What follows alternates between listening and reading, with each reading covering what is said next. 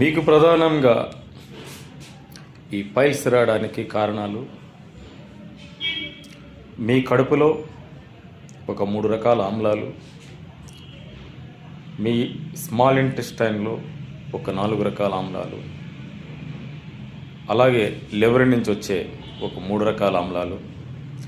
ఇవన్నీ మీకు సపోర్ట్ చేయకపోతే ఖచ్చితంగా మీకు పైల్స్ ప్రాబ్లమే కాదు, ఇంటెస్టైన్స్ ప్రాబ్లమ్స్, గ్యాస్ట్రైటిస్, కడుపు నొప్పి, చాలా ప్రమాదాలు జరుగుతూ ఉంటాయండి. దీన్ని మీరు నెగ్లెక్ట్ చేస్తే కనుక దాని పరిణామాలు ఖచ్చితంగా మనం చూస్తూ ఉంటాము.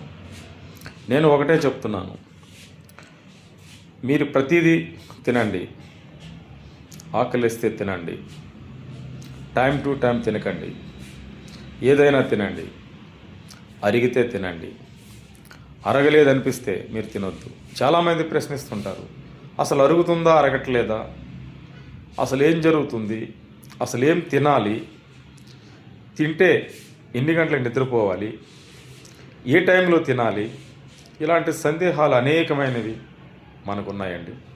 ఆ సందేహాలన్నీ మీరు కామెంట్స్లో నన్ను అడగండి, నేను చెప్తాను. ఈరోజు మీకు ఎందుకు పైల్స్ వస్తుందనే ఒక డిసీజ్ కోసం మీకు చెప్తానండి. పైల్స్ అనేవి చాలా రకాలు ఉన్నాయి. ఈరోజు పైల్స్ అనే ఒక్క ప్రాబ్లం కోసమే డాక్టర్లు లక్షలాది రూపాయలు కలెక్షన్ చేస్తున్నారు. మరి మీరు ఆ లక్షలాది రూపాయలు ఖర్చు పెట్టుకొని తిరుగుతారా? ఈజీగా మీ ప్రాబ్లంని సవరించుకుంటారా?